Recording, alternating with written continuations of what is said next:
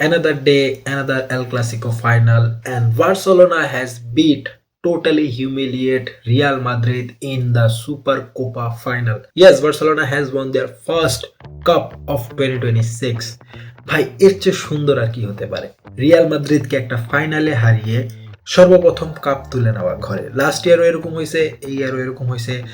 এখন এই ইয়ারটা লাস্ট ইয়ারের মতো এন্ড না হলে হয়েছে, মানে সিজনটা গত বছরের মতো এন্ড না হলে হয়েছে, but today's match was pure cinema. যারা ফুটবল ফ্যান আছে না, তাদের জন্য এইসব ম্যাচ হচ্ছে পিওর সিনেমা। তারা কখনো এই টাইপের ম্যাচ মিস করতে চায় না। 5টা গোল হয়েছে, এন্ড 5টা গোলই পুরো ব্যাঙ্গার মোমেন্টের মতো, লাইক ক্লাচ মোমেন্ট এরকম। বার্সেলোনা প্রথমবার লিড নিতেছিল, রিয়াল মাদ্রিদ কিছু সময়ের মধ্যেই সেটা বিরোধ দিয়ে দিতেছিল, অ্যান্ড গেমটা এরকমই হইতে থাকে। প্রথম হাফে টোটাল 4টা গোল হয়।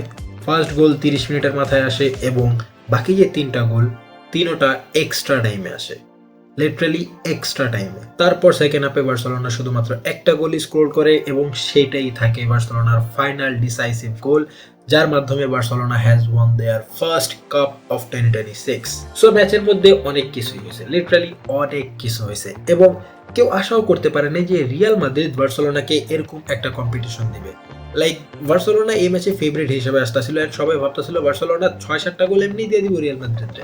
আই মিন হ্যাঁ, 6-7টা না, বাট খালি আরামসে দিব এরকম ভাবছিল, but it was not like that. যখনই এল ক্লাসিকো হয়, রিয়াল মাদ্রিদের ভিতরে না কোন একটা আত্মা ঢুকা যায় ভাই, কোন একটা প্রেত আত্মা ঢুকা যায়, যার কারণে রিয়াল মাদ্রিদ ভালো পারফর্ম করা শুরু করে। এখন যেই কোচই হোক, ভালো খেলা শুরু করে, এবং এই ম্যাচের মধ্যেও তাই হয়েছে। লাস্ট এল ক্লাসিকোতে আমরা হারছি 2-1 গোলে, বাট সে এল ক্লাসিকোতে বার্সেলোনার মেন অনেকগুলো প্লেয়ারই ছিল না, যার মধ্যে সবচাইতে মিস করছি আমরা যারা, সেটা হচ্ছে রাফিনিয়া। অ্যান্ড এই ম্যাচে ভাই কি যে পারফরমেন্স দিচ্ছে রাফিনিয়া, আমি ওর ফ্যান আগের থেকেই। ও ব্রাজিল হলেও ও যেহেতু বার্সেলোনার প্লেয়ার, ভাই আমি ওর fan.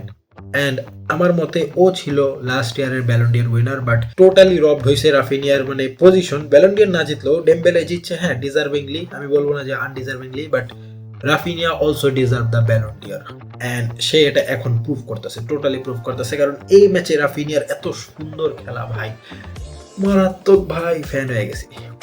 I am totally fan of Raphinha. দুইটা গোল ভাই, কি খেলা যে খেলছে, এবং রাফিনিয়া যে একা ভালো খেলছে এরকম না। Raphinha man of the match হয়েছে আজকে, বাট আজকের ম্যাচে Lamine Yamal was on fire, totally was on fire. ও রিয়াল মাদ্রিদের ডিফেন্ডারকেও ট্রোল করতেছিল, লিটারালি ট্রোল করতেছিল। 3-4টা প্লেয়ারে একাই ড্রিবল করে লইতেছিল। রিয়াল মাদ্রিদের ডি বক্সের ভিতরে ঢুকা প্লেয়ারগুলোর সাথে মজা কেমনে নিতে হয় লামিন ইয়ামাল আজকে দেখা দিছে। ও এবার স্টোরি মারে নাই, এবার প্রোফাইল পিকচার চেঞ্জ করছে, ওর যত পোস্ট আছে সবগুলো ডিলিট করে দিছে, and he perform at the top level. ভাই ইয়ামালের এরকম পারফরমেন্স আমি লাস্ট কবে দেখছি আমার ওটা মনে নেই, লাইক এত ফায়ার পারফরমেন্স। ইয়ামাল প্রতি ম্যাচে ভালো খেলতেছে, বাট এই পরিমাণের ফায়ার পারফরমেন্স আমি লাস্ট সিজনে দেখছিলাম, অ্যান্ড আবার দেখতেছি। So I am very happy by Lamine Yamal এবং রাফিনিয়াস পারফরমেন্স। বাট ভাই একটা প্লেয়ারের কথা না বললেই না, সেটা হচ্ছে ফ্র্যাঙ্কি ডি জং। ও পুরো আন্ডার রেটেড, কারণ ও এত ভালো খেলা খেলছে আজকে, টোটালি মানে কি বলবো, আমার বলার ভাষা নেই, এত সুন্দর খেলা। ও আর পেদ্রি জুটি আজকে যা হয়েছে না ভাই, পেদ্রি তো ভাই প্রতি ভিডিওতে কথা বলি, পেদ্রি নিয়ে কথা কওয়ার দরকারই নেই। পেদ্রি এত ভালো খেলে, পেদ্রি নিয়ে কথা কওয়ার দরকার নেই, কেননা এই ম্যাচের মধ্যে পেদ্রি ওয়াজ টপ ক্লাস। ওই প্রেশার কি মানে যে লামিন ইয়ামালের একটা পোস্ট স্টোরি মারছিল না, প্রেশার, হোয়াট প্রেশার, আজকে পেদ্রি হয়েছে এরকম। শুধু যে আজকে এরকম না, গত 2 সিজন ধরে পুরো এরকমই চলতেছে, প্রেশার, হোয়াট প্রেশার।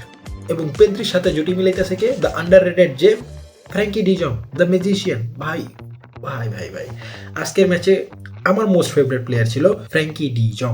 লাস্ট মোমেন্টে হ্যাঁ একটা রেড কার্ড খাইছে, আমি বলবো ওটা রেড কার্ড হয়, যেহেতু ওর পাওটা কিলিয়ান এমবাপ্পের নিতে লাগছে, তো রেড কার্ড দেওয়া যায় ওটা, আমি ওটা নিয়ে কোনো কথা বলবো না। বাট আজকে রেফারিং ভাই অনেক বাজে, লিটারালি অনেক বাজে গেছে আজকে referring.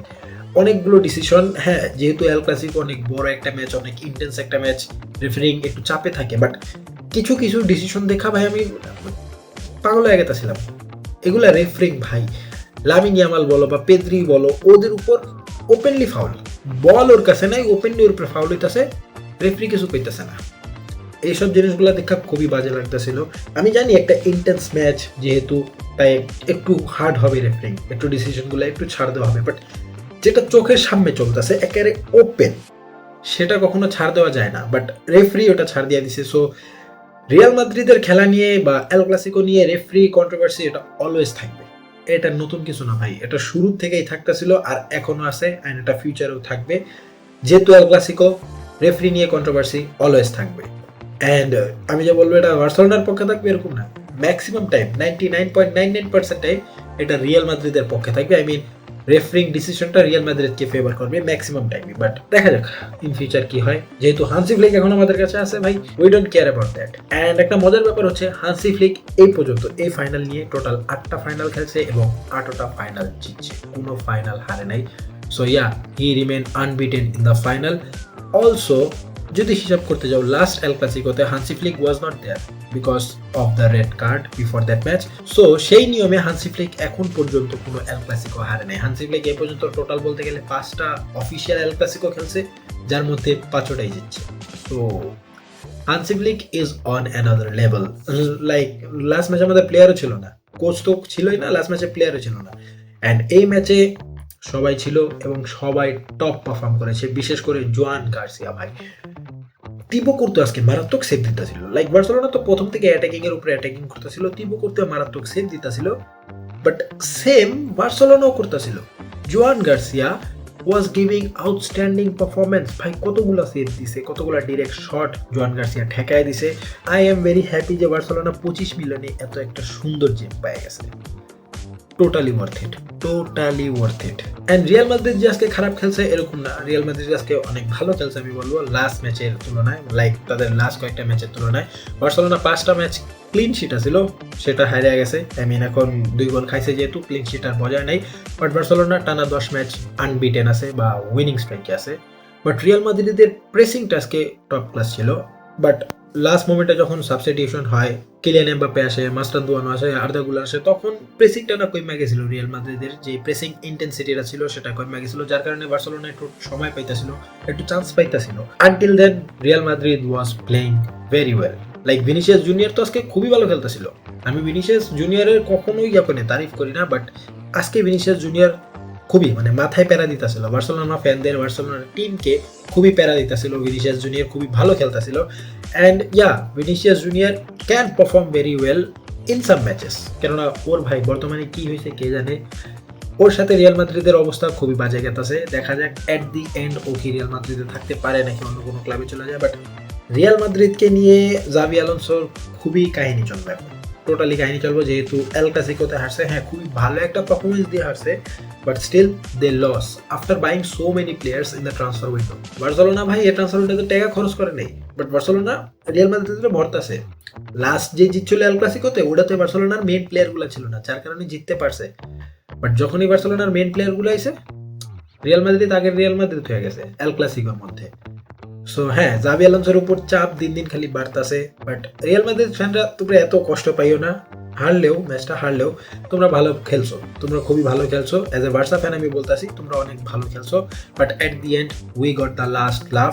So yeah, Visca Barca to every Barca fan. We got our first cup of 2026. So I hope আমাদের এই সিজনটা খুবই সুন্দর যাবে, খুবই সুন্দরভাবে সিজন এন্ড করে আমরা একটা ভালো ওয়ার্ল্ড কাপ উপভোগ করতে পারবো। সো ততক্ষণ পর্যন্ত চ্যানেলটাকে সাবস্ক্রাইব করে দাও সব ভিডিও দেখার জন্য। আই মিন এই সিজনের সব ভিডিও, ওয়ার্ল্ড কাপের সব ভিডিও দেখার জন্য অবশ্যই চ্যানেলটাকে সাবস্ক্রাইব করে বেল আইকন প্রেস করে দিও যাতে ভিডিওর নোটিফিকেশন পাও। অ্যান্ড কমেন্ট করে জানাতে পারো এই এল ক্লাসিকো নিয়ে তোমার মতামত, তোমার ফিডব্যাক, বা তুমি কি ভাবছিলা, কি কি হয়েছে, কোন জিনিস তোমার ভালো লাগে না, সব কিছু কমেন্টে জানাতে পারো। আমি কমেন্টগুলো পড়ে এবং রিপ্লাই দিই। সো ইয়া, কমেন্ট করে জানাতে পারো। দেখা হচ্ছে তোমাদের সাথে নেক্সট ভিডিওতে। Until then, peace out.